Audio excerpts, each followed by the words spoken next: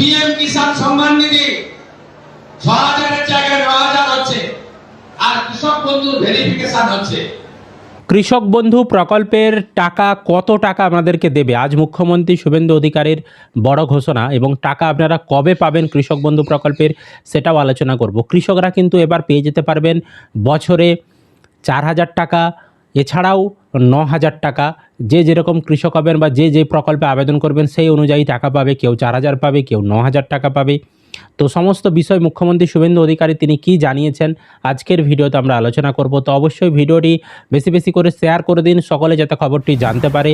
আর এই ধরনের তথ্য আপডেটগুলো সবার আগে পেতে চ্যানেলটিকে সাবস্ক্রাইব করে রাখবেন। আর ফেসবুক থেকে যারা ভিডিওটিকে দেখছেন পেজটিকে ফলো করে রাখতে ভুলবেন না। চলুন মুখ্যমন্ত্রী শুভেন্দু অধিকারী তিনি কি বলেছেন সেই বক্তৃতাটা আগে আপনাদেরকে শোনাচ্ছি। পিএম কিষাণ সম্মান নিধি ৬,০০০-এর জায়গায় ৯,০০০ হচ্ছে, আর কৃষক বন্ধুর ভেরিফিকেশন হচ্ছে। ভেরিফিকেশন কমপ্লিট হয়ে গেলে যিনি পিএম কিষাণ সম্মান নিধি পাননি, যদি ১০০ কৃষি জমি থাকে তাহলেও ন্যূনতম ৪,০০০ টাকা কৃষক বন্ধুতে পাবে। তো আপনারা শুনতেই পেলেন মুখ্যমন্ত্রী যেটা জানালেন যে যারা পিএম কিষাণের টাকা পান, মানে পিএম কিষাণ প্রকল্পে যারা টাকা পান তাদেরকে তো কেন্দ্র সরকার ৬,০০০ টাকা দিত, তার সাথে রাজ্য সরকার আরও ৩,০০০ টাকা যুক্ত করবে, এবং পিএম কিষাণ যারা পান তাদেরকে কিন্তু ৬,০০০ প্লাস ৩,০০০ অর্থাৎ ৯,০০০ টাকা বছরে দেয়া হবে। এছাড়াও কৃষক বন্ধু প্রকল্পে বর্তমানে ভেরিফিকেশন হচ্ছে, এই ভেরিফিকেশন শেষ হয়ে গেলে তাদেরকেও টাকা দেয়া হবে। তাদের যেটা বললেন উনি যে মিনিমাম ১ শতক জমি থাকলেও, মানে ন্যূনতম জমি থাকলেও তাদেরকে কিন্তু বছরে ৪,০০০ টাকা দেয়া হবে। ঠিক আছে, এরকমটাই তিনি জানালেন। এবার বেশি জমি থাকলে বেশি টাকা দেবে কিনা সেটা তিনি কিন্তু বক্তব্যে বলেননি।